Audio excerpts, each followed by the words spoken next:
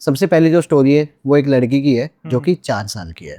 Could you believe भाई कि 4 साल की लड़की जो इन सब चीजों से गुजर रही है, वो ना तो किसी को बता सकती है, ना समझा सकती है, और ना ही उसको एक्चुअली भी पता है कि ये चीज असली है। अब वो 4 साल की लड़की को ये भी नहीं पता कि जो चीजें उसे दिख रही है, महसूस हो रही है, वो सच में उनसे डरना चाहिए, वो पैरानॉर्मल है, वो वो मतलब सेफ नहीं है, उनको कुछ भी नहीं पता है उस एक 4 साल की लड़की के साथ क्या क्या होता है। भाई ये स्टोरी है ईशा की। ईशा दिल्ली में ही रहती है एंड बेसिकली वो बिलोंग करते हैं हिमाचल से। तो ये जो इंसिडेंट है, अभी ईशा दिल्ली में, अभी सी इज अराउंड 24-25। अच्छा, काफी पुराना किस्सा। काफी पुराना किस्सा, जब वो 4 साल की, 20 साल 4 या पुराना। 5 साल की। हाँ, 2003 या 4 की, या ऐसे कुछ 20 बात है। उस टाइम ये ना अपने होम टाउन में रहा करते थे, जो कि हिमाचल में है। हिमाचल का गाँव का नाम तो मैं नहीं ले पाऊंगा अभी।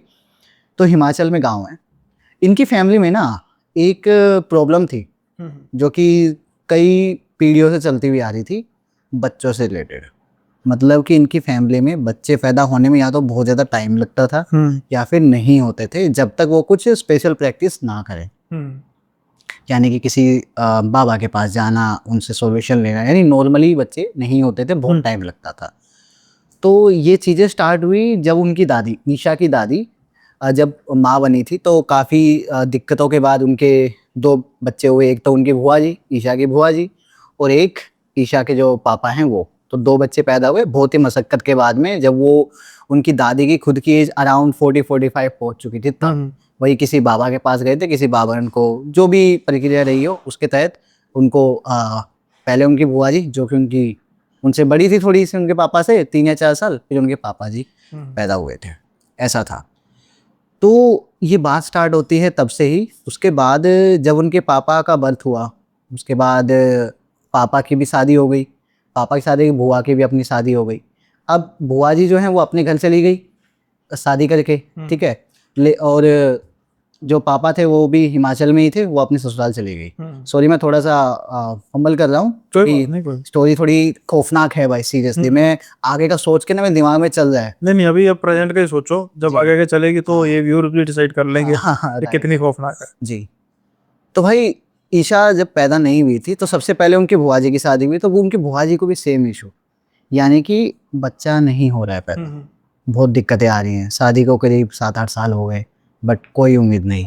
उनकी जो बुआ जी थी, सारी उम्मीदें खो चुकी थी, एकदम होपलेस हो चुकी थी कि अब तो कोई चारा ही नहीं है। डॉक्टर्स उन्होंने ट्राई कर लिए, जो पीर बाबा वगैरह होते हैं सब कुछ ट्राई कर लिए, बट सेम प्रॉब्लम। जब इनके पापा की शादी हुई तब उनके साथ भी हुई, बट उनको सही टाइम पर सॉल्यूशन मिल गया था। शादी के 2 साल के अंदर अंदर उनको ईशा की जो बड़ी बहन है वो पैदा हो गई थी।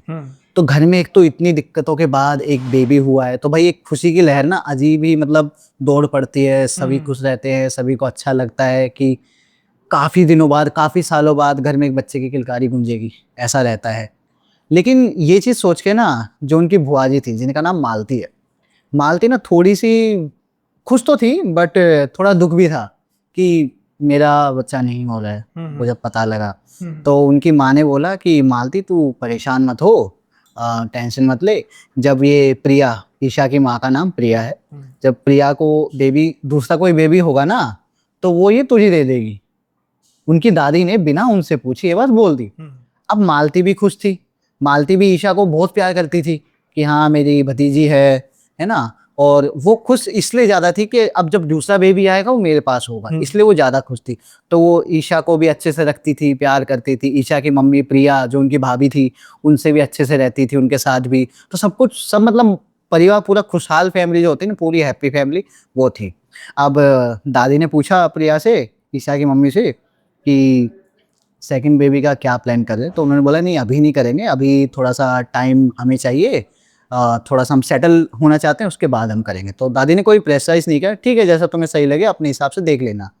तो करीब ईशा की बड़ी बहन होने के 5 साल बाद उन्होंने सेकंड बेबी प्लान किया, यानी कि ईशा जब पैदा होने वाली थी।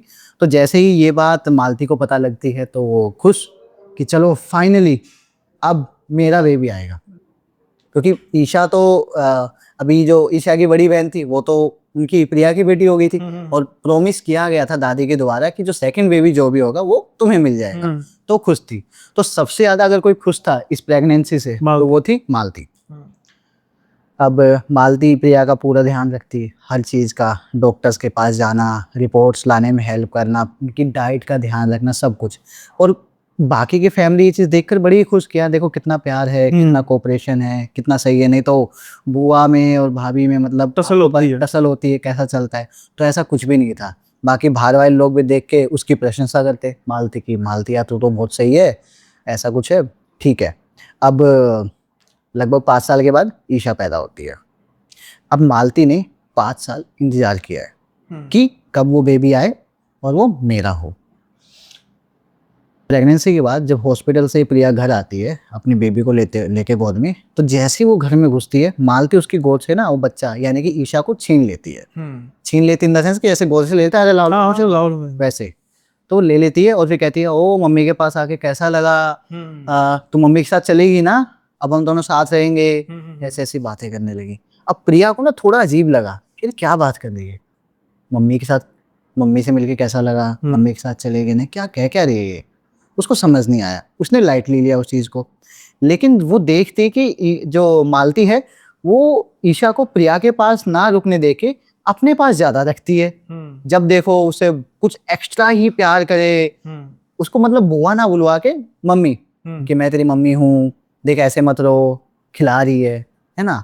तो उसको थोड़ा अजीब लगा। उसने पूछा, भाई ये क्या क्या चक्कर है, मम्मी मम्मी क्यों क्यों आप कह रहे हो ऐसे, अजीब लग रहा है उसको थोड़ा। तो उसने कहा कि मेरे को तो प्रॉमिस किया था। बोल किसने? बोलो ये आपकी जो सास है उन्होंने, मेरी माँ ने प्रॉमिस किया था कि आपका जो भी सेकंड बेबी होगा वो मुझे मिलेगा। अब दादी को भी याद आ गया, ईशा की दादी को, कि हाँ मैंने तो कुछ ना कुछ बोला था ऐसा। तो उन्होंने प्रिया को बताया कि हाँ प्रिया, मैंने ऐसा बोला था, क्योंकि इनको तो बेबी हो नहीं रहा है और ये काफी परेशान रहती थी। आपको तो भाई, आपको तो एक बेबी ऑलरेडी, एक लड़की ऑलरेडी हो चुकी है, दूसरी लड़की हो गई है, आप भी इनको दे दीजिए, है ना, तो पूरा फैमिली मतलब फुलफिल हो जाएगा।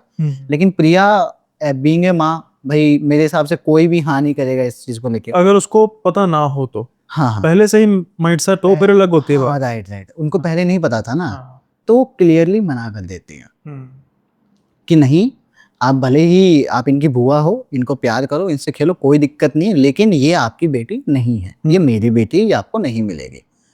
ये चीज सुन के ना मालती को दुख हुआ। मतलब आप सोचो, किसी चीज के लिए आपने 5 साल इंतजार किया है, सही है। वो चीज हो गई है और फिर वो आपको नहीं मिली है। अगर मालती के पॉइंट ऑफ व्यू से सोचे वो ठीक है, तो वो ठीक है। हाँ। बट यहाँ पे गलती किसी की भी हो, चाहे वो दादी की है यानी उनकी सास की है, मालती की माँ की है, चाहे वो मालती की है या प्रिया की है, किसी मेरे तो दादी की है, क्योंकि दादी की ये है। तो और भी चीज है ना कि 5 साल का टाइम है, तो 5 साल में कुछ ना कुछ तो बात हो जानी चाहिए थी, कुछ तो हिंट देना था, कुछ तो होना था। तो दादी की इतनी बड़ी गलती, दादी को बात अपनी बहू से बात कर लेनी, दादी को लगाना कि ये मेरी इतनी इज्जत करते हैं, नहीं पर बात कर लेनी चाहिए थी। वही चीज है ना भाई। तो वो चीज नहीं हुई, वहां पे जो कम्युनिकेशन गैप होता है ना, ये हो गया। तो मालती ना अब भाई जबरदस्ती तो क्या करे, मालती अब बहुत परेशान होने लगी, बीमार रहने लगी, है ना। अब ये लोग भी क्या थे, मतलब इनके जो पापा थे ईशा के, ये काम करते थे दिल्ली में। उस टाइम पे ना ये दिल्ली शिफ्ट हो चुके थे, ठीक है ना। तो यानी कि वो अपना हिमाचल प्रदेश छोड़ के वो अपने घर आ गए थे। बुआ जी भी अपने घर चली गई थी, जो उनकी ससुराल थी वहाँ चली गई थी। कुछ दिन के लिए वो आई थी उससे मिलने, ईशा से, और जो उनकी जो पहली बेटी थी, मतलब अपने भैया भाभी से मिलने आई थी बेसिकली। तो ईशा भी मालती भी चली गई, ईशा वगैरह भी यहाँ आ गए। अब क्या होता है ना, मालती बहुत बीमार रहने लगी थी, स्ट्रेस में रहने लगी, परेशान रहने लगी, पागलों की तरह हरकत करने लगती थी कि मेरी बेटी ले गई वो। मतलब प्रिया से इतनी नफरत करने लगी। वो इंसान जो शायद 6 महीने पहले तक, 1 महीने पहले तक, डिलीवरी से पहले तक उससे इतना प्यार करती थी, इतना कोऑपरेट करती थी, वो एकदम अपोजिट हो गई। तो दिखावे का था ना।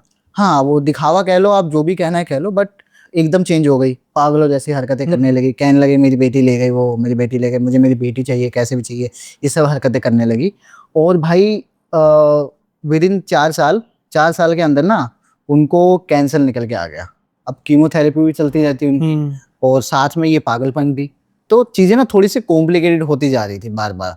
तो मतलब डॉक्टर्स भी जवाब दे चुके थे कि भाई अब तो इनका बचना मुश्किल है, क्योंकि कैंसर का तो इलाज हो जाए, बट इनको जो मेंटली जो चीज इनको चल रही है ना, उस चीज का कोई इलाज नहीं। इसी बीच में ना प्रिया को मल्टीपल टाइम्स जो उनके फूफा जी थे उन्होंने भी समझाया कि यार देखो कोई बात नहीं, आप मतलब दे दो, आपके पास एक बेटा है, मतलब ये बेटी आपकी ही रहेगी, लेकिन हम बस केयर टेक करेंगे, हमारे पास कोई होगा बच्चा हम पाल लेंगे। हाँ। पालने के लिए, है हम पालेंगे, हम इसका सारा देख रेख करेंगे, आपको जब मिलना हो मिल लेना, कोई दिक्कत नहीं है।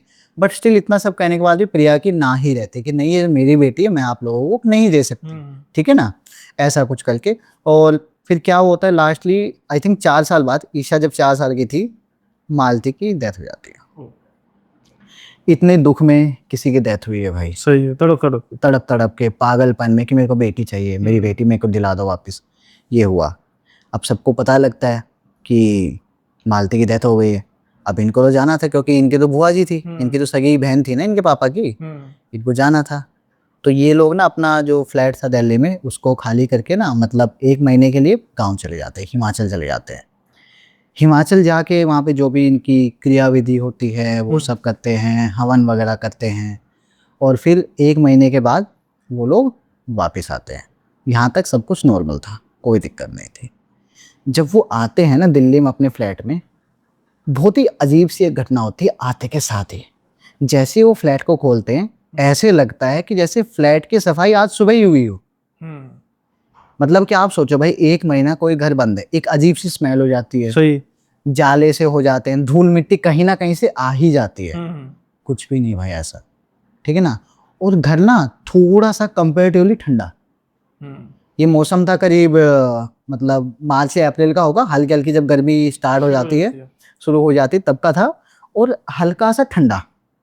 अब वो चीज़ उनको अजीब तो लगती है, लेकिन ठीक है, कोई नोटिस नहीं करता, नोटिस करते, लेकिन कहें क्या क्या कहें कि भाई घर इतना साफ क्यों है, ये कोई कहने वाली बात थोड़ी है। तो वो पहली चीज़ होती है। और अंदर आते के साथ ना उनको अजीब सी ठंडक महसूस होना, एक किसी के होने का एहसास होना, ये चीज़ होती है। नेगेटिव वाइब्स मतलब कुछ लोगों को शायद फील होता होगा तो समझते होंगे। कई बार हम नई जगह जाते हैं ना, किसी भी जगह जाते हैं, एकदम से हम खुश हैं, हमारा हाव भाव एकदम चेंज हो जाएगा, एकदम से एक सर भारी हो जाएगा, कुछ ना कुछ शरीर में वाइब्रेशन महसूस होने लगती है, तो नेगेटिविटी महसूस होती है। सेम चीज़ें जो प्रिया थी, ईशा की मम्मी, उनको होने लगी सेम चीज़। लेकिन वो बोलें किसको, कुछ नहीं बोल सकती, क्योंकि उनको लगा कि शायद वो इतने दिन बाद, 1 महीने बाद अपने घर आई हैं, वो भी एक डेथ से, तो थोड़ा सा हाँ ट्रेजेडी हुई, थोड़ा सा अजीब लग रहा हो, ठीक है। अब उसी दिन रात को जब वो सोते हैं तो ईशा के सपने में, सॉरी प्रिया के सपने में मालती आती है। वो कहती है, कहाँ थे तुम, मैं 1 महीने से तुम लोगों का इंतजार कर रही हूँ यहाँ पे, तुम मेरी बेटी को लेकर कहाँ गए थे। अच्छा, अभी भी वो बेटी पीछे है। हाँ, ये बात सपने में आके बोलते हो, यहीं पर उसकी नींद टूट जाती है, आँख खुलती है, देखती है आसपास कुछ नहीं है, पानी पीती है, ट्राई देखती है अपनी साइड में बेटी को, देखती बेटी नहीं है, ईशा नहीं है, और देखती है आसपास, उनके हस्बैंड भी नहीं है। अच्छा, अब अकेली है? अकेली है रूम में। ये वहम था या सच में? सच में अकेली है। बाहर जाके देखती है दूसरे रूम में कोई नहीं है।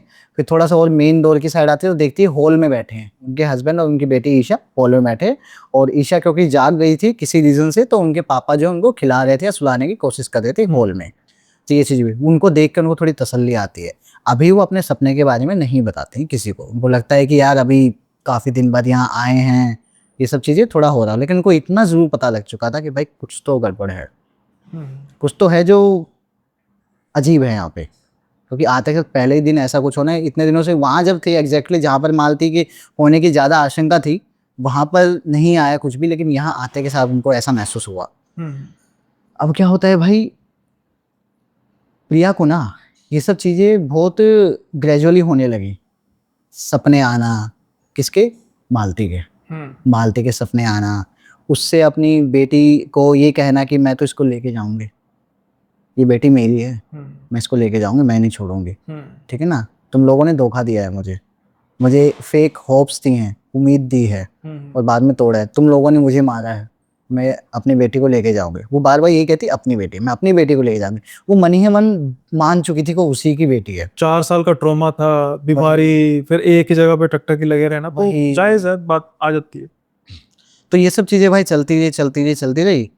अब प्रिया को ना एहसास होता कि कोई रात को जब सो रहे हैं, कोई ना हॉल में टहल रहा है, कोई हॉल में टहल रहा है, ये सब एहसास होता। कोई उनके बेड के साइड में आके खड़ा हुआ है, कोई इनको देखे जा रहा है, ऐसा सा लग रहा है। बार बार उनको जो प्रिया थी, ईशा थी जो उनकी बेटी, उनकी तबीयत भी खराब होने लगी, तबीयत एकदम सही खराब हो जाती, फिर एकदम ही सही हो जाती अपने आप, ठीक ना। डॉक्टर्स के पास जाते, डॉक्टर्स तो मना करते नहीं, कुछ नहीं है, कई बार कहते वायरल है, कभी ये है, बट वो रेगुलरली बीमार होने लगी, लेकिन अपने आप सही भी हो जाती थी, बिना दवाई के ही सही हो जाती, डॉक्टर से नहीं होती थी, अपने आप ही सही होती थी। ये सब चीज़ें ना बहुत कॉमन हो गई। इन चीज़ों को 6 महीने बीत जाते हैं। अब ईशा ईशा जो है लगभग 4.5 साल की हो चुकी थी तो बच्ची, उसको क्या पता भाई भूत क्या होता है, प्रेत क्या होता है, या फिर ये सब क्या होता है। तो ईशा ऐसे ही रात को एक दिन उठ जाती है,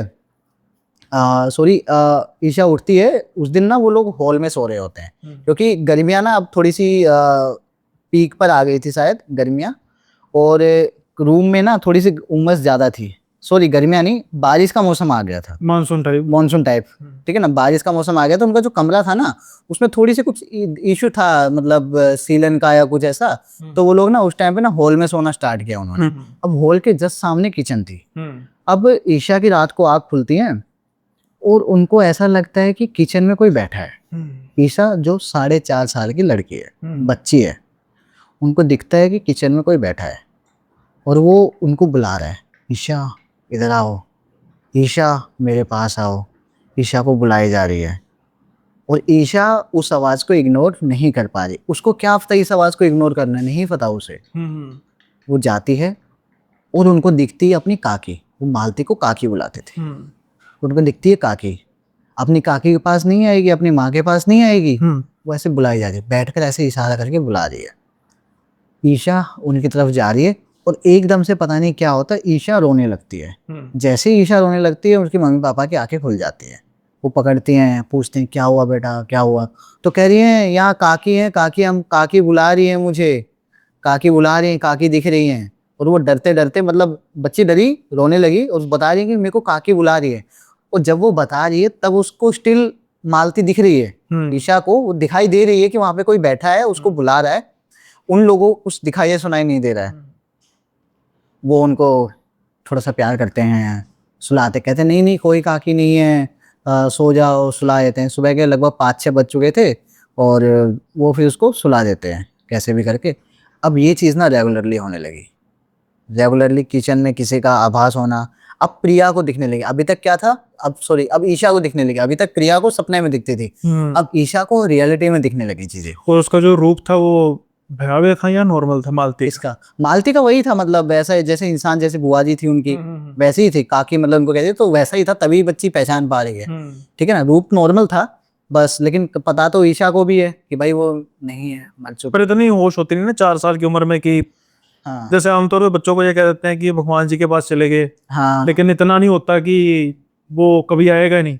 बट एक होता है ना भाई, एक सिक्स सेंस हर किसी में होती है। तो मतलब जैसे मेरा भतीजा है ना, हाँ हाँ। तो मैंने जैसे कहा था ना, जब लास्ट टाइम आपके पास फर्स्ट पॉडकास्ट हुआ था जी, तो मेरे एक संत जी हैं, वो शरीर त्याग गए थे, हाँ। तो बस वो थोड़ी थोड़ी होश में उसके बच्चे गया, वो तो मतलब था 4-3 साल का था, 4.5 साल का था। अब वो 5 साल का। तो 2 भाई, मतलब एक मेरे मासी सगे उनके साथ थे, वो उनकी डेथ हो गई है। तो भाई जी साथ आते, अकेले आते हैं ना, तो वो पूछता है कहाँ गए, कब आएंगे, वो उनको क्यों नहीं लेकर आए। तो पता तो है, जैसे कहते हैं जी कि भगवान जी के पास चले गए, लेकिन ये नहीं ना पता कि भगवान जी के पास जाने के बाद कोई वापस नहीं आता। बच्चों को तो यही होता है कि वापस आ जाएंगे। वो मेरी बच्चों को तो क्या पता कब आएंगे। बच्चों को जब एग्जैक्टली बताया ना जाए ना कि किस चीज से डरना है, उनको नहीं पता, उनको ये नहीं पता होता डर क्या होता है। डर क्या होता है, तो वो बेचारा अभी भी कहता है कब आएंगे। अच्छा, वो इस बार आप फिर अकेले आ गए। अब फोन पर बात हो रही थी परसों कि आएंगे, तो फिर वो कहते हैं भाई जी को लेकर आना है। तो दूसरे भाई में थोड़ा सा मन उनका उदास हो जाता है कि यार कहाँ से लेकर आएंगे, बच्चे को क्या समझे। हाँ, तो वही होता है, बच्चों को तो ये बताया था भगवान जी के पास चढ़ के जी। तो अभी भी जो भी मैं इंसिडेंट शेयर कर रहा हूँ, ईशा को उस टाइम पे समझ में नहीं आते थे। वो तो बाद में जब थोड़ी सी बड़ी हुई, समझदार हुई, घर में थोड़ा सा पूछा क्या हुआ था, तो तब बताने लगे कि अब वो समझ सकती चीजों को। तो ऐसा हुआ। तो यहाँ तक ना ईशा को भी चीजें दिखने लगी थी, महसूस होने लगी थी, काकी दिखती थी उनको बेसिकली। 6 महीने बीत चुके थे उनकी डेथ को और ये चीजें लगातार होती जा रही थी। अब क्या होता है कि अब अभी तक प्रिया को सपने में दिखाई दे रही थी, अब ईशा को रियलिटी में दिखने और सुनने लगी। और अभी है ना, जो आवाज़ थी ईशा को बुलाने की कि ईशा इधर आओ, काकी के पास आओ, मम्मी के पास आओ, ये आवाज़ें प्रिया को और उनके हस्बैंड यानी ईशा के पापा को भी सुनने लगी। अब मतलब चीज़ें यहाँ तक पहुँच गई हैं, ये सब चीज़ें सुनने लगे। अब मामला सीरियस होते जा रहा है। या प्रिया ने कहा अपने हस्बैंड को कि मुझे ना सही नहीं लग रहा है, हम बहुत बड़े खतरे में पड़ने वाले हैं। काफ़ी दिन हो गए इन चीज़ों को इग्नोर करते हुए, मुझे लगा मेरा ही वहम है, लेकिन प्रिया को ईशा को डेली बेसिस पे ये चीज़ें हरकतें होना, ये चीज़ें ना सही संकेत नहीं है, तो हमें कुछ ना कुछ इलाज करवाना पड़ेगा। अब जो उनके हस्बैंड हैं वो दिल्ली में काम करते थे यहीं पे, तो वो कहते हैं कि उनकी जानकारी में उनके कोई आसपास में सर्कल में ही कोई प्रीस्ट है, तो मैं उनको बुला के लाता हूँ, वो शायद हमारी हेल्प कर पाए। अब उनको भी एग्जैक्टली नहीं पता किनके पास जाना है, क्या करना है, तो प्रीस्ट को बुला लाते हैं। वो अगले दिन प्रीस्ट आता है घर पे, और प्रीस्ट देखता है कि जैसे ही अंदर घुसता है वो समझ जाता है प्रीस्ट कि भाई आप लोग बिल्कुल सही कह रहे हैं, यहाँ पे कुछ ना कुछ गड़बड़ है, और ट्रस्ट मी ये मेरे बस की बात नहीं है। अच्छा, उसने पहले हाथ खड़े कर दिए कि भाई यहाँ पर है कुछ, लेकिन ये मेरे बस की बात नहीं, आप प्लीज किसी और एक्सपर्ट को बुलाओ, किसी ऐसे इंसान को बुलाओ जो इन चीजों से लड़ सके, क्योंकि सच में बहुत खतरनाक शक्ति यहाँ पर है, जो बहुत ही जल्द ना आपके जो फैमिली के ऊपर ना संकट आने वाला है, बहुत भारी शक्ति है। प्रीस्ट को अंदर घुसते के साथ पता लग गया, और प्रीस्ट वहीं से ही बाहर हो गया ये चीज बोल के। अब जो ऑलरेडी टेंशन में थे उनको लगा शायद प्रीस्ट आएगा, कुछ थोड़ी बहुत झाड़ फूक या जो भी अपना होली वाटर वगैरह छिड़केगा और शायद चीजें सही हो जाएंगी, बट चीजें तो और ज्यादा डरावनी होती आ रही है। अभी वो अपनी जो दादी थी, यानी कि ईशा की दादी, उनको कांटेक्ट करते हैं, बताते हैं कि मम्मी ऐसा ऐसा है। उनके पापा बोलते हैं कि मम्मी ऐसा ऐसा है, हमने आपसे शेयर नहीं किया कि पता नहीं आप इन चीज़ों को कैसे लोगे, लेकिन हमने वेरीफाई कर लिया है, और जो मालती की जो आत्मा है ना वो हमें परेशान करे, और वो कहती है कि ईशा को लेके जाएगी। आप बताओ कुछ, क्योंकि हम तो किसी को जानते नहीं, आप शायद आप मतलब पहले भी इन सब चीज़ों से रह चुके हैं ना, कि जब बच्चे पैदा हुए तब बाबा बाबा के पास जाना, के पास जाना, तो आप लोगों को पता होगा। तो ईशा की दादी समझती है मामले की गहराई को कि यार दिक्कत है तो उन्हीं की पोती। तो कहती हैं ठीक है मैं बात करती हूँ। तो वो कोई एक तांत्रिक ही थे, बेसिकली जैसे होता है ना, एक घर के ही कुछ होते हैं बाबा, घर के जो कुछ भी प्रॉब्लम होती है घर की, तो उन्हीं को ही एक को बुलाया जाता है। मुझे नहीं पता एग्जैक्टली वर्ड क्या होता है उनके लिए, बट जो उनके घर के जो भी देखते थे उनको बुलाया गया। उन्होंने ये चीज़ ना पहले भी कही थी, जब मालती की डेथ हुई थी तब भी उन्होंने ये चीज़ कही थी कि मालती की आत्मा को शांति नहीं मिली अभी, लेकिन घर वालों ने नहीं लिया इतना सीरियसली, क्योंकि मैं बताया ना जब पहले महीने वहाँ थे डेथ कर तब सब कुछ सही था, चीज़ें दिल्ली आने के बाद स्टार्ट है उनके फ्लैट में। तो उनको दोबारा से बुलाया जाता है, उनसे पूछा जाता है क्या किया जाए, तो वो ना कुछ सबसे पहले तो एक धागा भिजवाते हैं दिल्ली, कि ये धागा मैं भिजवा रहा हूँ अभिमंत्रित करके, ये जाके ना ईशा के यहाँ पर बांध देना। यहाँ पे आपने देखा हो काला धागा एक ताबीज के साथ होता, तो वो ईशा को बांधा गया। अब वो बांधा गया तो चीजें थोड़ी सी कंट्रोल में आई, थोड़ी सी कंट्रोल में चीजें आई, और लेकिन क्या हुआ, जैसे ही वो धागा बांधा ना, उसके अगले ही दिन से ना ईशा के शरीर पे ना कुछ दाग आने लगे, ब्लैक कलर के ऐसे मार्क्स, मतलब खरोच के नहीं, मतलब अजीब ही थे लेकिन काले थे, वो काले मार्क्स आने लगे, जिससे ये पता लग रहा है कि वो धागे की वजह से हुई या किस वजह से हुई, या फिर मालती नाराज हुई है कि तुम मुझे इससे दूर करना चाह रहे हो, ऐसा कुछ समथिंग। तो ऐसा कुछ हुआ और उनकी ये चीजें ना दिक्कतें अब बढ़ने लगी। अब वो वापस से बाबा के पास जाते हैं, अब वो पर्सनली जाते हैं मिलने, और बाबा को कहते हैं बाबा ये तो दिक्कत बढ़ रही है, अभी तक कुछ नहीं था, जैसे आपने धागा बांधा है तब से दिक्कत और बढ़ गई है। ये जो मेरी बेटी है ये रोते हुए थकती नहीं है, इसको रात को पता नहीं क्या क्या दिखते हैं, बुरे बुरे सपने आते हैं, सो भी नहीं पाती, तबीयत खराब रहती है। और चीजें तो सबसे भयंकर तब हुई जब उनको ये शरीर पे निशान आने लगे, ब्लैक कलर के मार्क्स आने लगे, पूरे शरीर में होने लग गए, धीरे धीरे बढ़ने लग गए हैं, और उनका कुछ हिस्सा है ना वो उभरने भी लगा है। उभरने इन द सेंस जैसे ऐसे फूल नहीं जाता ऐसे पपड़ी टाइप वो सब चीजें होने लगी। एक 4-5 साल की बच्ची को मतलब ये सब चीजें हो रही हैं। अब बच्ची को पता भी नहीं है क्यों हो रहा है, क्या हो रहा है, लोग उनको कहाँ उठा के कहाँ लेके जा रहे हैं, उनके मम्मी पापा किसके पास ले जा रहे हैं, क्या प्रक्रिया, कुछ कोई आइडिया नहीं भाई, बच्चे को क्या पता, ये सब चीजें हो रही हैं। अब बाबा जी ना एक हवन के बारे में बताते कि हमें ना ये हवन करना पड़ेगा, ये पूजा करने पड़ेगा। तो जैसे ही वो हवन के लिए तैयारी करते हैं, उनको घर भेजते हैं कि ठीक है हम अगले इस शनिवार को हम ये पूजा करेंगे, ये हवन होगा। उससे जब वो ईशा प्रिया उनके पापा जब आ जाते हैं अपने दिल्ली वाले फ्लैट में, तब उनके सपने में वापस से मालती आती है, और वो कहती है तुम मुझे दूर क्यों करना चाहते हो, मुझे मेरी बेटी से दूर मत करो, तुम ये करोगे ना तुम्हें बहुत भारी पड़ेगा, तुम खुद भी मरोगे और ये बेटी को भी मैं ले जाऊंगी, मेरी बेटी को तो मैं लेके जाऊंगी, तुम खुद भी मरे तुम्हें बहुत भारी पड़ेगा। तो चीजें इतने ज्यादा हैवी हो चुकी थी भाई, यहाँ तक कि जो प्रिया है ईशा की माँ, वो एकदम से ना चिल्लाने लगती है।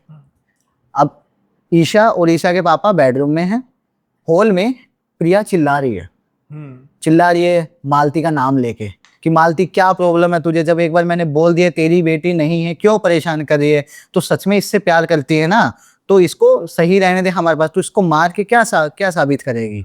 उससे लड़ती है शब्दों में ही कि क्या साबित करेगा, तो इसको सच में प्यार करती है, तो इसकी रक्षा कर, इसके साथ रहे, हमें कोई दिक्कत नहीं है, लेकिन इसको परेशान करना, हमें परेशान करना, इससे क्या मिलेगा। तो इसको अपने साथ ले जाएगी ना, तो ये खुश रहेगी, ये हमारे साथ देखो कितने खुश है, कितनी मतलब छोटी बच्ची कितनी खुश है हमारे साथ में, तो एक सुखी फैमिली को बिगाड़ेगी, हम परेशान होंगे, ये लड़की भी परेशान होगी, तो सच बताने क्या वो चीज़ सही रहेगी। तो मतलब ऐसे कुछ करके इमोशनली उसको बोलती है, अपने जितने भी भड़ास इतने 3-4 सालों में जो भरी हुई थी सब कुछ निकाल देती है। अब हल्की सी आवाज आती है जो कि मालती की होती है। मालती कहती है ईशा बेटा मैं आ रही हूँ, ये बात कहती है। अब प्रिया जो है उसको शांत करते हैं उसके जो हस्बैंड होते हैं कि सब ठीक हो जाएगा, कोई नहीं, इतना वो मत स्ट्रेस लो, क्योंकि स्ट्रेस हो जाता है भाई, अपनी बेटी खोते हुए देख रहे हैं कि भाई सही होगा ना, वो तो अपनी हर मुमकिन कोशिश करेंगे, हर कोशिश जो कि मुमकिन है वो करेंगे। अब भाई उस दिन जब वो झगड़ा होता है, मतलब झगड़ा करती है, वो चिल्लाती है, उस दिन मालती उसके सपने में आती है। वो कहती है मैं नहीं जाने वाली, मैं नहीं जाने वाली, लेकिन हाँ मैं ईशा को लेके नहीं जाऊंगी, बट मैं जिंदगी भर इसके साथ रहूंगी और इसकी एक तरीके से रक्षा करूंगी, इसको कभी कोई दिक्कत नहीं दूंगी, कभी कोई परेशानी नहीं दूंगी, ना तुम लोगों को दूंगी। मैं समझ गई हूँ कि तुम लोग इससे सच में प्यार करते हो, मैं भी बहुत प्यार करती हूँ, तुम्हें सारा पता है, मैं इससे बहुत प्यार करती हूँ, शायद तुम लोगों से भी ज्यादा मैं इससे प्यार करती हूँ, क्योंकि तुम ईशा तो जब दुनिया में आ गई तो उसके बाद तुम्हारी बेटी हुई है, मैंने तो 5 साल इंतजार किया उसके लिए, तो मैं कहीं ना कहीं तुमसे 5 साल पहले से इसकी माँ मतलब बनी हुई हूँ मैं, मेरा प्यार तुम लोगों से ज्यादा है। लेकिन हाँ मैं इसको नुकसान नहीं पहुंचाऊंगी, ना ही मैं इसको कहीं लेके जाऊंगी, लेकिन हाँ प्लीज तुम ये जो भी चीजें करवा रहे हो ना, ये धागा बंधवाना, उनके पास जाना, ये सब मेरे को दूर करने की कोशिश कर रहे हो, ये चीज सही नहीं है, मुझे इससे दूर मत करो अपनी बेटी से, मैं वादा करती हूँ मैं कुछ भी नहीं करूंगी, लेकिन हाँ मैं इसके साथ हमेशा रहूंगी, मुझे अपनी बेटी के साथ रहने दो, मुझे अपनी बेटी के साथ रहना है, इसकी रक्षा करनी है, इसके साथ रहना है हमेशा। सुबह प्रिया अपने हस्बैंड को बताती है ऐसा ऐसा है, उसके हस्बैंड भी समझते हैं कि बात तो सही है, क्योंकि रात को वो इतनी सारी चीज़ें बोली थी, तो क्या पता मालती ने सच में रियलाइज़ की हो ये बात और वो चीज़ें रखी हो। तो मन ही मन में वो मालती को कहते हैं कि मालती हमें सपने में ये आया है, इस बेसिस पे हम ये कह रहे हैं, अब देख ले तेरे ऊपर है कि तू हमारा मान रखती है नहीं रखती है। और वो जो धागा बना था वो हटा देते हैं, और जो बाबा जी जो भी थे उनको मना कर देते कि नहीं अब सब कुछ सही हो गया, अब आप मत आइए।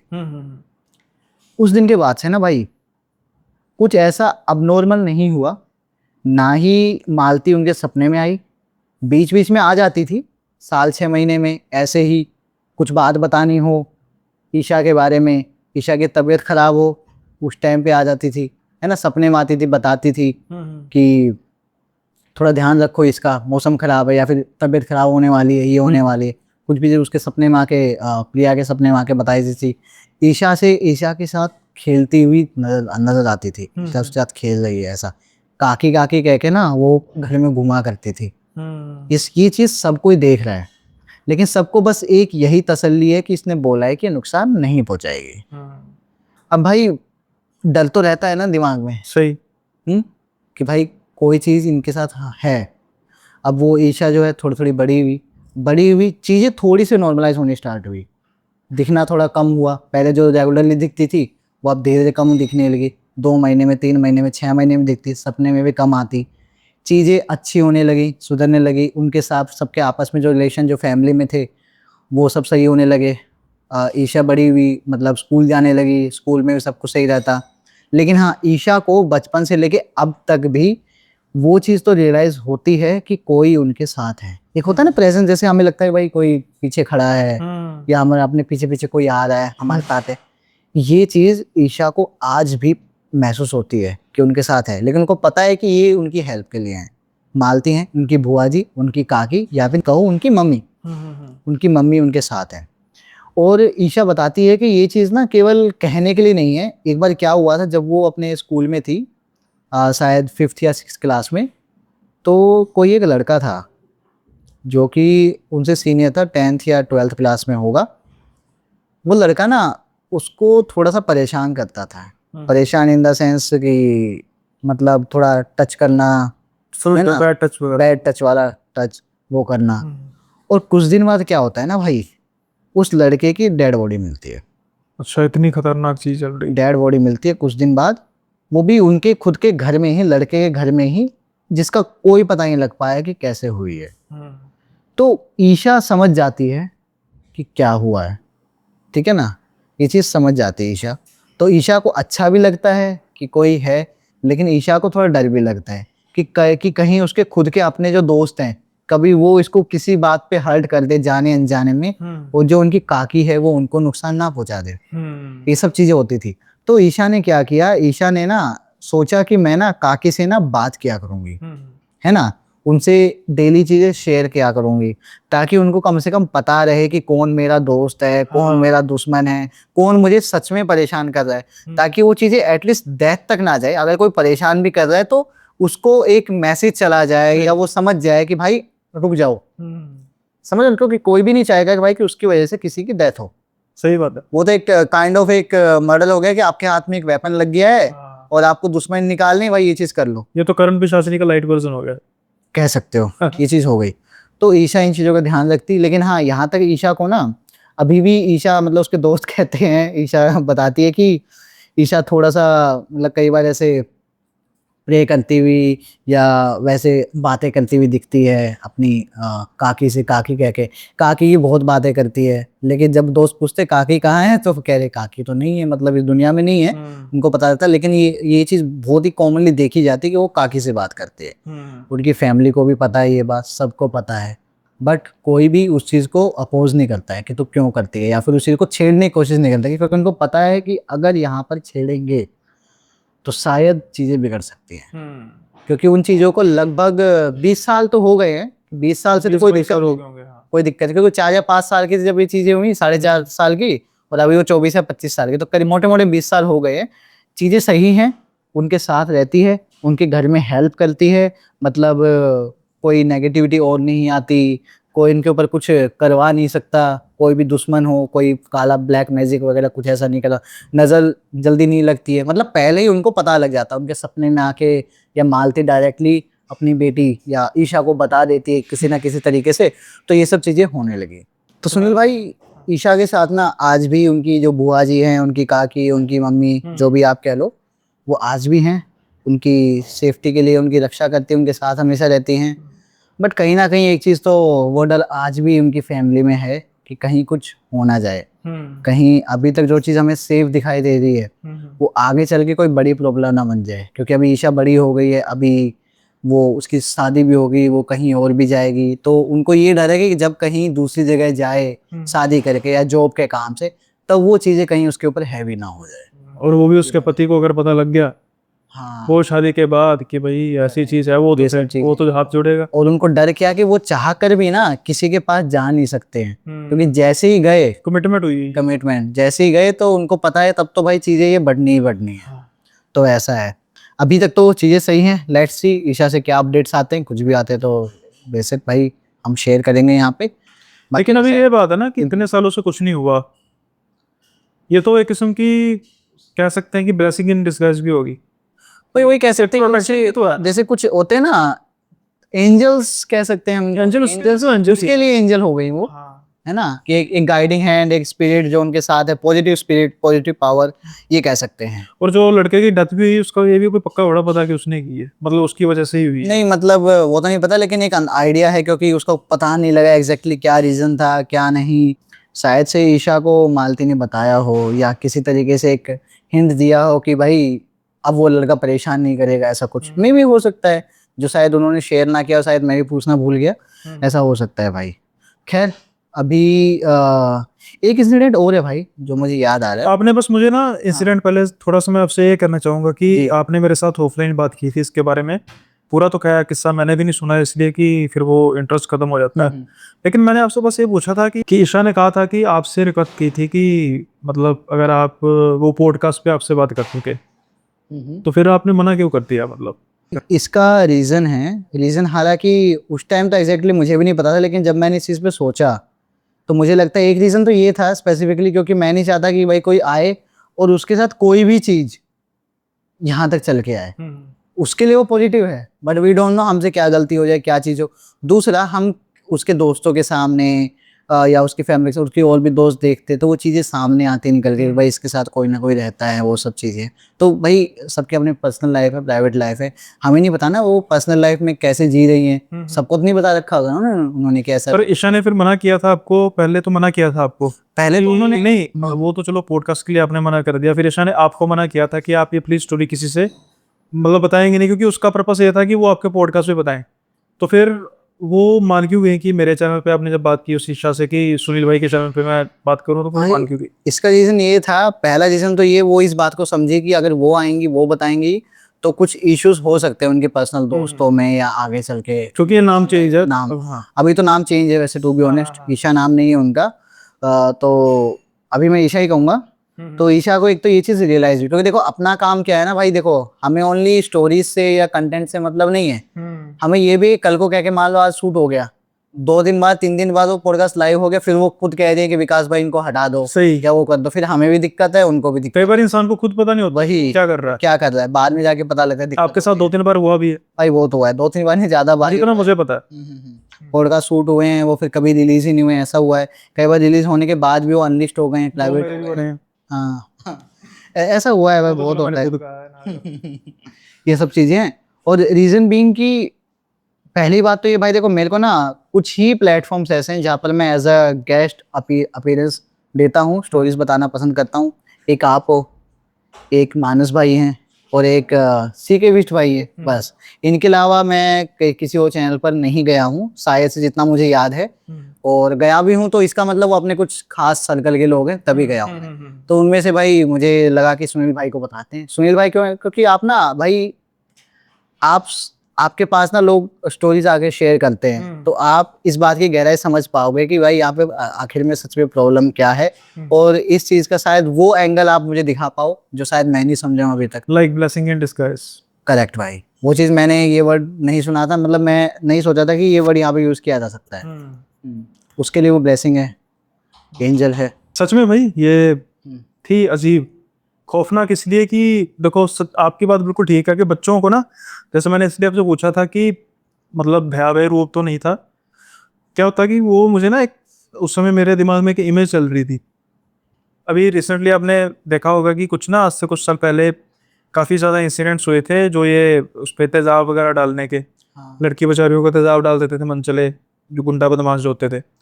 तो एक ना फोटो थी, उसने मेरा दिल काफ़ी छुआ था।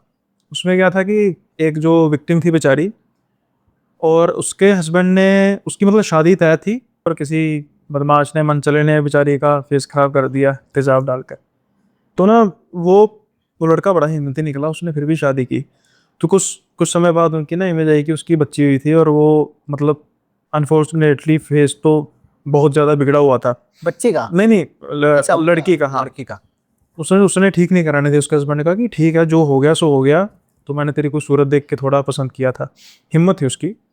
तो मैं देख रहा था कि वो ना फोटो बड़ी प्यारी थी, मतलब वो बच्ची ना उसको देख के हंस रही थी, मतलब कुछ महीनों की होगी। और देखो उसके लिए एक रूप स्वरूप कुछ नहीं है, उसके लिए वो माँ है। उसके लिए माँ है, उसको थोड़ी पता है। हाँ, उसको थोड़ी पता, वो देखे जो पैरामीटर्स हम लोगों ने सेट किए हुए हैं, हाँ, कि ऐसा दिखना चाहिए, ये होना चाहिए, तो वो मेरे दिमाग में ना इमेज तब बन रही थी कि यार एक बच्चे के लिए कुछ मायने नहीं रखता कौन क्रूप है, कौन सर होता है। हाँ, बच्चा जब ये सोसाइटी का पार्ट बन जाता है ना, जब समझने लगता है, या फिर मैं कहूँ उसको समझाया जाता है इस तरीके से कि क्या चीज़ हमारे लिए सही है, क्या चीज़ हमारे लिए गलत है, कौन सुंदर है, कौन सुंदर नहीं है, ये सब चीज़ें बाद में सेट किए जाते हैं, जो कि इनिशियली ना भाई आप नोटिस करोगे, जो कि इनिशियली मैटर ही नहीं करते हैं।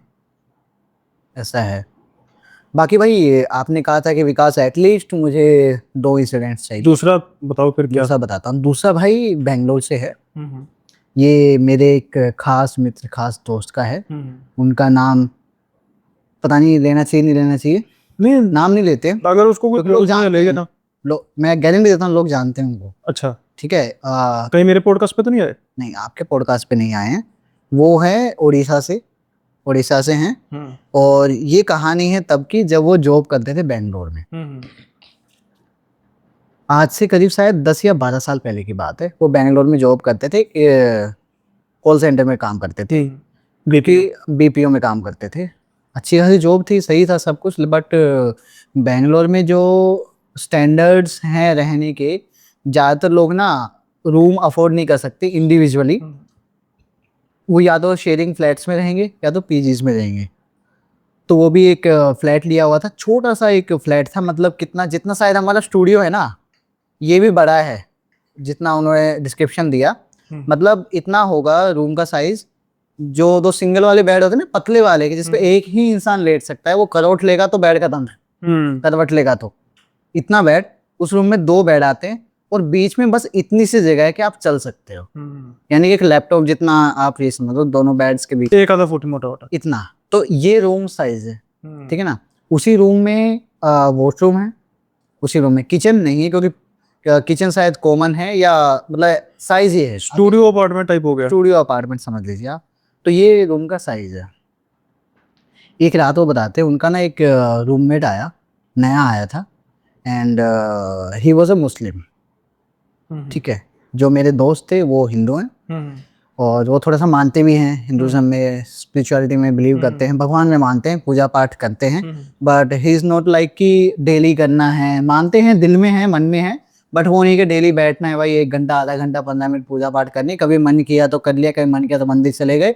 इस टाइप से उनका था, यानी कोई फिक्स नहीं था कि ये डेली पूजा पाठ होगी, ऐसा था। तो उनका एक फ्लैटमेट आता है जो कि मुस्लिम होता है।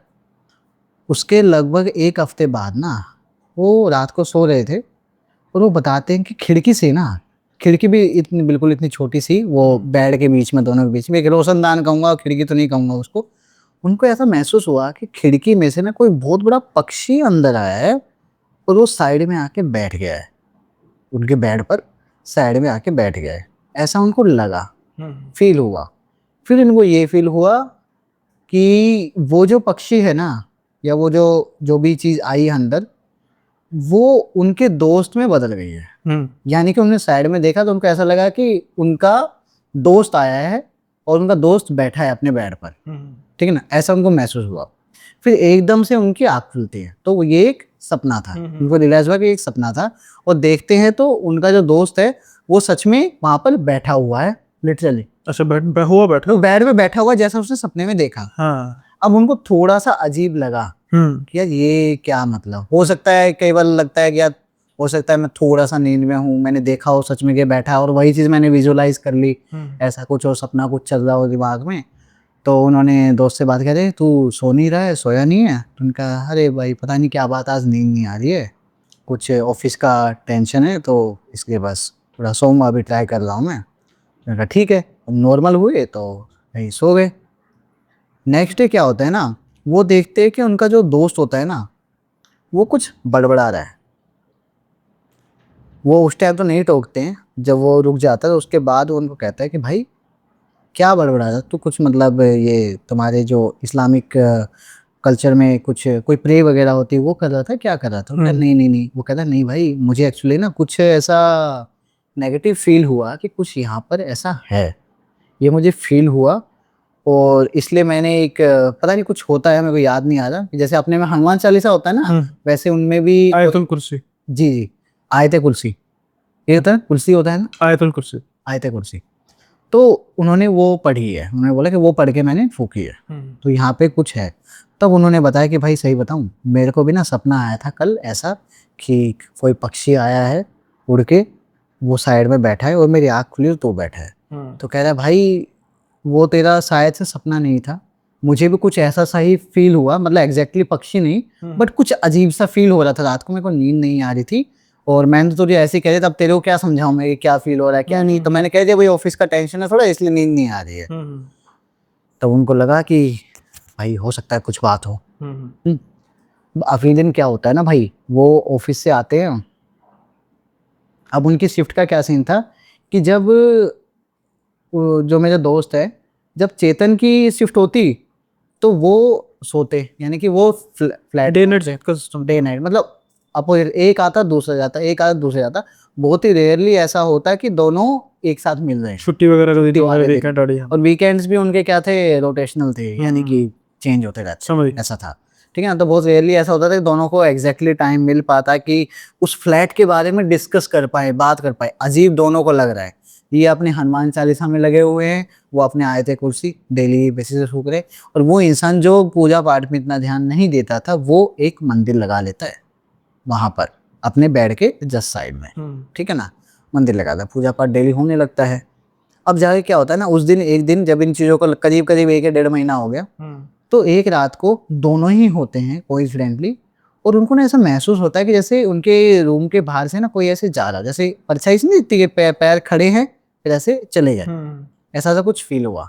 ठीक है ना, अब फील दोनों का हुआ, और जो हंसी की आवाज आई एक, जो कि किसी बच्चे की लगी उनको लगा कोई बच्चा होगा 5-6 साल का ऐसा जो बाहर खेल रहा हो। अब आप बताओ भाई, रात को 2-2:30 बजे कौन खेल रहा होगा? सही है। और वो भी एक फ्लैट है बेंगलोर में, एक ऐसा फ्लैट है जहाँ पे बच्चों का मतलब आसपास तक कोई चक्कर ही नहीं है, क्योंकि वहाँ पे ज्यादातर लोग जो सर्विस वाले जो बाहर से जो है, यानी कि फैमिली सिंगल रहते हैं, फैमिलीज नहीं है वहाँ पे, तो वहाँ पे बच्चा होने का कोई चांस नहीं था। दिन में फिर भी समझा जाए कि कोई खेलते खेलते आगे आसपास थोड़े प्लेग्राउंड्स वगैरह थे, बच्चे आ जाते थे, बट रात को ये चीज़ हुई। अब दोनों को वो चीज़ अजीब अजीब लगी, लेकिन हिम्मत किसी में नहीं कि जाकर दरवाज़ा खोले। दरवाज़ा खोले कैसे, क्या पता भाई क्या चीज़ निकले और वो चीज़ उनके ऊपर हावी हो जाए। चेतन भाई तो इतना नहीं मानते थे, बट वो जो दूसरे जो थे उनके रूममेट वो बड़ा मानते थे। वो उनको बताते रहते थे कि भाई जिन बहुत खतरनाक होता है, जिन के बारे में बताते थे। और एंटिटीज जो इस्लामिक जो एंटिटीज होती हैं, हालांकि वो तो क्या धर्म देखती हैं, कुछ नहीं देखती हैं, बट फिर भी आप थोड़ा बताते, अपनी नॉलेज शेयर करते कि भाई ऐसा ऐसा होता है, ये होता है, ये चीज़ें खतरनाक होती हैं, इन चीज़ों को सीरियसली लेना चाहिए, ये सिम्टम्स होते हैं, जो कि उन दोनों को फील होने लगे। इनिशियली सेम सपना आना या फिर सेम चीज़ें दिखना, उसके बाद दोनों का थोड़ा थोड़ा नेगेटिव फील होना, दोनों को अलग अलग तरीके से वो चीज़ें हुई। तो उसके बाद उन्होंने ना अगले दिन कुछ आसपास के लोगों से पूछा कि भाई तुम्हें भी कुछ ऐसा फील होता है, कोई बच्चा रात को आके खेलता है क्या, डिस्टर्ब करता है? उन्होंने उस तरीके से नहीं बताया, बोले कि यार पता नहीं कौन बच्चा आया था रात को, तो बड़ा डिस्टर्ब करता था, यहाँ बाहर खेल रहा था, हमें डिस्टर्ब, सोने में नहीं दिया रात को, ठीक से नींद भी नहीं हुई, ऑफिस में पता नहीं कैसा होगा। उनका बच्चा नहीं यार, हमारे यहाँ तो कोई नहीं आया बच्चा। ठीक है ना, तो उन्होंने अपने जो लैंडलॉर्ड थे उनसे, नीचे जब वो नीचे रहते थे, उनसे पूछा कि यहाँ आसपास कोई बच्चा है जो अक्सर आ जाया करता है? तो उनका नहीं यार बच्चा तो नहीं है, बट हाँ करीब आपके आने से करीब 3 या 4 महीने पहले ना एक बच्चा था जो ऊपर आपके लिए ऊपर जो फ्लैट ना वहाँ पे खेलता था, मतलब ऐसे खेलते खेलते आ जाते, क्योंकि पास में प्लेग्राउंड था, और वो ना गलती से छत से गिर गया था, खेलते खेलते ऐसे वो छत से गिर गया था। तो ऐसा है, अब उनको वो चीज़ थोड़ी सी ज़्यादा रिलेटेबल लगी, क्योंकि बच्चा खेलता हुआ नजर आता, उनको ऐसा लगता है कि बच्चा खेल रहा है हंसता हुआ और वो गायब हो जाता। तो वो बच्चा ना केवल उन्हीं को दिखाई दे रहा है, उन्हीं को ही नजर आ रहा है। और ये ना पहला इंसिडेंट था, उस बच्चे की डेथ को शायद अभी हो चुके थे 6 महीने करीब, क्योंकि 2-3-4 महीने उनको रहते हुए लगे, उनसे 3-4 महीने पहले वो डेथ हुई, 7-8 महीने हो गए। और ये पहला इंसिडेंट था कि किसी ने ऐसे खेलते हुए बच्चे की बात की है। अब हालांकि जो ओनर था उसको लगा कि भाई हो सकता है इनका वहम हो, पूरे दिन काम में लगे रहते हैं। तो भाई करीब उस बच्चे की डेथ को अब 7-8 महीने हो चुके थे, यानी कि उनके आने से 3 महीने पहले, 3 या 4 महीने पहले उनकी डेथ हुई थी, उनको 3-4 महीने हो चुके, ये सब अजीब अजीब चीज़ें फील होते हुए। तो ये पहला इंसिडेंट था ऐसा जिसमें किसी ने उस बच्चे की बात की हो, या ऐसी कुछ हरकत हो कि कोई खेलता हुआ बच्चा उनको दिखाई दे रहा है या फील हो रहा है ऐसा, पहली ऐसी हरकत थी। तो उनके ओनर ने भी सीरियसली लिया नहीं, वही सोचा कि यार भाई ये बड़े टेंशन में रहते हैं, जॉब वॉब करते हैं, उसके बाद आके सीधा सो जाते हैं और चल जाओ कुछ दिमाग में। बट अल्टीमेटली क्या होता है ना, सेम फ्लोर पे ना और भी जो रूम थे, सेम फ्लोर पे 2-3 रूम और थे सेम ही फ्लोर पे, धीरे धीरे ना उनकी भी सेम शिकायतें आने लगी। पहली बार जब पूछा तो उनका कहना था नहीं ऐसा तो कुछ नहीं है, बट बाद में उनकी भी शिकायतें आने लगी। उनको भी रात को ना कई बार जैसे कोई दरवाजा खटखटा के भाग जाए, दरवाजा खोला कोई नहीं है, वो चीज़ें। और फिर बाद में बच्चों की जैसे ऊपर सीढ़ियाँ चढ़ने की आवाज़ है कि बच्चे सीढ़ियाँ चढ़ रहे हैं, ऐसी कोई आवाज़ है ना, वो भी रात को 12 बजे, 1 बजे, 3 बजे, 4 बजे ऐसे रात को आवाज़ है। तो लोगों को शक भी होता है, लेकिन लोग इग्नोर भी करते यार इतनी रात को देखना सही नहीं है, क्या पता क्या चीज़ हो। वो भाई हम भले ही कितना भी कहें, एक ना इन स्पिरिट्स को लेके, पैरानॉर्मल चीज़ों को लेके ना एक डर सबकॉन्शियसली सबके दिमाग में होता ही है, सही बात। वो नहीं छेड़ते उन चीज़ों को जब तक वो श्योर ना हो जाएंगे सच में कोई ह्यूमन बीइंग ही है, कोई बच्चा ही है जो शायद शरारत करने के लिए ऊपर चढ़ गया है, वो तब तक नहीं देखते हैं सब चीज़ें। भाई दिक्कत तब हुई जब बाकी के जो मतलब उसी सेम फ्लोर पे ना बाकी और भी 3-4 रूम थे, जब बाकी के लोगों को भी ना कुछ ऐसा एहसास होने लगा कि कोई बच्चा वहाँ पे खेल रहा है, और कुछ बच्चों की सीढ़ियाँ चढ़ने की आवाज़ आनी है रात को, कि कोई भाग कर सीढ़ियाँ चढ़ रहे हैं, ऊपर नीचे आ रहे हैं, जा रहे हैं, खेल रहे हैं इस तरीके से, और बच्चों के हंसने की आवाज़ें, ये सब चीज़ बहुत कॉमन होने लग गई थी। तो एक तरीके से ना वो बिल्डिंग ना थोड़ी सी फेमस हो गई थी कि इस बिल्डिंग में कुछ दिक्कत है ना। अब उस बिल्डिंग में लोग ना खाली करने लगे, जाने लगे। उस बिल्डिंग के जो रेट्स हैं, जो किराया था वहाँ का, है ना, फ्लैट का जो भी था, वो कम होने लगा। ओनर को दिक्कत कि भाई ये क्या हो रहा है, अभी तक सब कुछ सही था, ऐसा क्या हुआ कि ये चीज़ एक्टिवेट हो गई। कुछ तो हुआ होगा ना भाई। तो एक्चुअली में किसी को बुलाया तो नहीं गया, लेकिन जो चेतन भाई थे उनसे पूछा, वो सबसे पहले उन्होंने देखा तो ओनर ने उन्हीं को कहा कि भाई तुम लोगों ने क्या कुछ किया है, तुमने क्या किया है, तुमने किस चीज़ को छेड़ा है, या करते क्या हो तुम लोग, क्या है तुमने। सबसे पहले तुमने देखा तो क्या देखा, तुमने बताया कि कुछ नहीं है, मैं ऐसे ही सो रहा था और मुझे वो पक्षी आता हुआ दिखा, वो बैठा हुआ देखा, मैंने देखा तो मेरा दोस्त, तो वो सारी बातें उसने मतलब अपने दोस्त की को मतलब उसके दोस्त को नहीं पता कि वो से ये सब चीज़ें बता रहा है, तो वो सब चीज़ें उसने बताई उनको, फ्लैट ओनर को, कि ऐसा ऐसा हुआ। तो उन्होंने कहा कि भाई कौन फ्लैट ओनर। उन्होंने कहा कौन फ्लैट, तेरा फ्लैट तो भाई सिंगल है। समझा नहीं था। उन्होंने कहा चेतन ने कि ये जो मेरे साथ जो रह रहे हैं, ये चीजें कब से स्टार्ट हुई, जब से वो आए हैं। और पहले ही दिन मुझे ऐसा रियलाइज हुआ कि पक्षी आया है और उनकी जगह वो बैठा, वो चीज उन्होंने बताई। उन्होंने बताया कि ये सब चीजें, उन्होंने पूछा चेतन से कि भाई सबसे पहले आपने देखा था, आप मुझे बताओ कि आपके साथ एग्जैक्टली क्या हुआ उस रात, क्या आपने देखा। हो सकता है आपने कोई चीज छेड़ी हो, किस तरीके से उनको एक्टिवेट किया, आप लोगों ने कुछ किया है कि एग्जैक्टली उस रात को हुआ क्या था, वो मुझे थोड़ा डिटेल में बताओ। मैं समझना चाह रहा हूँ कि गड़बड़ कहाँ पर है, कहाँ कुछ हुआ है। हो सकता है आपने जाने अनजाने कुछ चीज़ों को छेड़ दिया हो, कुछ चीज़ों को इन्वाइट कर लिया हो, कोई गड़बड़ आपसे हो गए, कुछ चीज़ों को नाराज कर दिया हो। तो उन्होंने पूछा कि ये सब चीज़ें ना तब से स्टार्ट हुई है जब से मेरा जो फ्लैट ओनर है, या सॉरी मेरा फ्लैटमेट है। हाँ फ्लैटमेट, वही वहाँ पे कंफ्यूजन हो रही थी, ओनर या मेट। हाँ नहीं फ्लैटमेट जो है, जब से वो आया है ना तब से ये चीजें स्टार्ट हुई। उन्होंने सपने के बारे में बताया कि भाई जब वो सपना आया मेरे को कि भाई कोई पक्षी अंदर घुसा है, और मैंने जब पीछे मुड़ के देखा तो वो मेरा फ्लैटमेट बैठा हुआ था, लेकिन वो एक सपना था। ठीक है ना, वो चीज हुई। तो मैंने कहा कौन फ्लैटमेट, ये मेरी कंफ्यूजन थी क्योंकि हमने फ्लैट ओनर कहा था ना, फ्लैट ओनर मेट। हाँ ठीक है। उन्होंने कहा कि कौन फ्लैट में, कह रहा अरे वही जो वो लड़का मेरे साथ रहता है, मुस्लिम, हाँ जो मुस्लिम लड़का मेरे साथ रहता है। कह रहा भाई क्या बात कर रहे यार, आप अकेले रहते हो यार, आपका कोई फ्लैटमेट वगैरह नहीं है। तो कह रहे भाई मैं किराया तो दे रहा हूँ आधा। बोलो हाँ भाई किराया आप इसलिए आधा दे रहे हो क्योंकि आप एक वो दो लोगों का रूम है, उसमें 2 बेड धरे हुए हैं, ठीक है ना, आप अपने 1 बेड का दे रहे हो किराया। अब आधे का नहीं ले रहा मैं, आपके फ्लैट से आधा ही कमा रहा हूँ, क्योंकि अभी चीजें ऐसी हो गई है दिक्कत कि यहाँ पे कोई रुक ही नहीं रहा है, समझ रहे ना, तो इसलिए आप आधा दे रहे हो। उनको ये दिक्कत कि भाई फ्लैट को जो मतलब प्राइस जो बात हुई थी कि भाई सिंगल दूंगा, है ना, बाहर इनको आएगा तो उससे लेना, वही चीज हुई ना, मतलब 2 लोगों का रूम है, 2 बेड है, तो ये चीज। तो उनको बताया कि भाई अभी तक वो तेरा फ्लैट खाली ही है, मुझे नहीं पता तेरे साथ कौन रह रहा है, कौन रह रहा है, ऐसा तो कोई लड़का नहीं है, मतलब मेरी जान में तो कोई है नहीं। जान में 24 रुपये कोई रह रहा हो तो कहता नहीं भाई कैसी बात करो, मेरा कोई दोस्त नहीं है, मैं तो 24 रुपये किसी को नहीं ठहरा रहा हूँ। कह अच्छा क्या नाम है उसका, तो कह रहा उसका ये नाम, उसने नाम बताया उनका। तो बोले कि नहीं भाई क्या सच बताओ, फैजानी नाम था। कह रहे कि भाई नाम तो यही है फैजान। कह रहे भाई आप पहले यहाँ पे आए हो कभी। कह रहे नहीं भाई ये तो मेरी पहली जॉब है बेंगलोर में, और ये मेरा पहला ही फ्लैट है जहाँ मैं रह रहा हूँ। कह रहा भाई फैजान जो है ना बहुत पहले यहाँ पे रहता था, बहुत पहले, और वो ना एकदम से गायब हो गया था, एकदम से गायब हो गया था वो, और उसका कुछ नहीं पता, उसका सामान भी यही वहीं पड़ा था।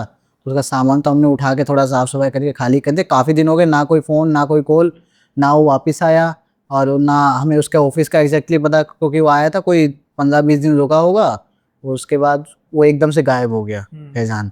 तो अगर वो मिले तो भाई बताना मुझे। तो कह रहे भाई वो डेली तो आता है, कह भाई कैसी बात कर रहे हो। तो उन्होंने सीसीटीवी दिखाया बकायदा कि भाई लिटरली कोई नहीं आ रहा है उस फ्लैट में, आ रहा है बट उसका प्रेत आ रहा है। चेतन अकेला ही रह रहा है इतने दिनों से, पता नहीं किसके साथ में, उसके साथ ही, बट उसकी समझ में तो फैजान जो है वो अपने ऑफिस भी जा रहा है, नॉर्मली काम भी कर रहा है, रातों को जग रहा है, रात को सो भी नहीं रहा है, बैठे रहता है रातों को।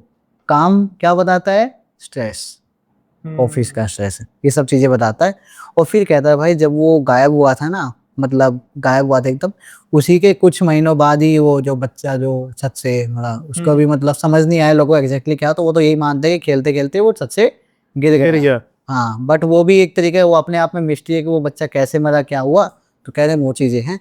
तो कहता है कि भाई अब उसने जो है वो कह रहा है कि चेतन की भाई वो तो आयाते कुर्सी वगैरह जो होता है, आयाते कुर्सी पढ़ता है, आयतुल कुर्सी वो पढ़ता है। कह रहा भाई आपको, आपने सुना है, आपको पता है कैसे होती है, मतलब कैसे बोली जाती है, क्या होता है? कहने नहीं होता है, आपको क्या पता क्या बोल रहा हो, क्या पढ़ रहा है, समझ रहे हो। तो ये सब चीजें भाई जब चेतन को पता लगी कि भाई ऐसा कुछ है, उन्होंने भाई सबसे पहला जो काम किया वो तो किया फ्लैट खाली करना भी चाहिए सर। सबसे पहला काम फ्लैट खाली किया, नया रूम लिया। और जब उसने नया रूम देखा ना भाई, उसकी खुशी का ठिकाना नहीं था। जो एक सेटिस्फेक्शन होता है कि वहां पर सबसे पहला तो एक असली फ्लैट मेट, और उसने जाके पूछा कि फैजान भाई आप है तो नहीं यहाँ पे, देख लो भाई, अगर आप हो तो आप यहाँ पे कुछ तो। नहीं नहीं, ऐसा तो कुछ नहीं बोला, लेकिन उन्होंने देखा कि जिस फ्लैटमेट के साथ अभी वो नए नए शिफ्ट हो रहे हैं, वहाँ पर एक मंदिर है, साफ सुथरी जगह है, यानी कि वो जो भी पर्सन है जो उनका फ्लैटमेट बनने वाला है, वो ऑलरेडी भगवान की पूजा कर रहा है, उन चीज़ों में है। उनको लगा कि हाँ यहाँ थोड़ी सी पॉजिटिविटी फील हुई। पहले उनको नहीं पता था कि वहाँ पर नेगेटिविटी थी, लेकिन जब वो पॉजिटिव जगह में आए तब उनको फील हुई कि वहाँ पे वो कितना अंडर प्रेशर थे। ऐसे में पता क्या होता है भाई, एक अननोन, एक अजीब तरीके का है ना प्रेशर हमारे पर, एक फोर्स होता है, भारी भारी फील करते हैं शरीर हमारा, सर हमारा, दिमाग हमारा, कंफ्यूजन होना, बहुत सी चीजें होती है। यहाँ पे आते हैं उनको बहुत ही लाइट लगा, बहुत हल्का फील होगा, जैसे कोई चीज उड़ गई हो, कोई भार उनके ऊपर है जो हट गया, ऐसा हुआ। लकीली भाई फैजान भाई उनके साथ नहीं आए यहाँ तक। अच्छा, उन्होंने, हो सकता है चेतन भाई ने मुझे कुछ चीजें ना बताई और जानबूझ के कि एग्जैक्टली क्या है, उन्होंने बस इतना बताया कि विकास भाई वो दिन है, उसके जस्ट बाद मैंने अपने भाई फ्लैट चेंज किया, वहां पर कुछ साल काम किया, उसके बाद अभी उड़ीसा में मस्त रहता हूँ। ये बढ़िया, मस्त। तो वहां पर भी रहते थे, फैजान तंग तो नहीं कर रहा था बस? तंग तो नहीं कर रहा था, बट वी डोंट नो ना कि भाई अभी आगे चल के क्या होने वाला है, नाराज हो जाता तो वो चीज़ है, क्या चीज़ उनसे हो जाए, क्या गलती हो जाए। क्योंकि एक तरीके से एक चांस है कि जो बच्चा खेल रहा था छत पे, शायद उनकी जो डेथ का कारण फैजान ही हो, ये भी पॉसिबल ये सब चीज़ें हैं। तो भाई ऐसा है, ये कुछ 2 इंसिडेंट्स थे, मुझे नहीं पता कैसा नहीं, काफ़ी वियर्ड और खौफनाक भी। जैसे मैंने कहा कि बच्ची को एक चीज़ नज़र आ रही है जो असलियत में है ही नहीं, अब वही एक इंसान को एक ऐसा इंसान नज़र आ रहा है शायद जो अब नहीं है, सही, जो शायद स्ट्रेस में जिसने सुसाइड कर लिया हो, पता ना लगा हो, वो पता नहीं किसको। हाँ, बट अगर नज़र आ रहा तो पॉसिबली फिजिकल फॉर्म में नहीं है। लेकिन फिर भी भाई बड़ा मज़ा आया, और अगला पार्ट भी जल्दी करेंगे, ऐसे ही ये सिलसिला वो चलता रहेगा। और आपको पता है कि इसके बाद फिर हम शूट करेंगे एक डिस्कशन मोड का, वो भी हम जल्दी पब्लिश करेंगे। तो भाई कैसी आप सबको स्टोरी लगी, आप जल्दी से कमेंट बॉक्स में बताइएगा। और साथ के साथ ही अगर आप कम्युनिटी ज्वाइन करना चाहते हैं एनबीएस पॉडकास्ट की, तो आपको डिस्क्रिप्शन में लिंक मिल जाएगा। साथ के साथ ही विकास भाई किसी इंट्रोडक्शन के मोहताज तो है नहीं, उनका चैनल द यंग पॉडकास्ट आपको पता ही है, वैसे मैंने भी वहीं से शुरुआत की थी, तो चाहें तो उनका चैनल भी आप सब्सक्राइब कर सकते हैं। एक से बढ़कर एक हॉरर पॉडकास्ट आते हैं,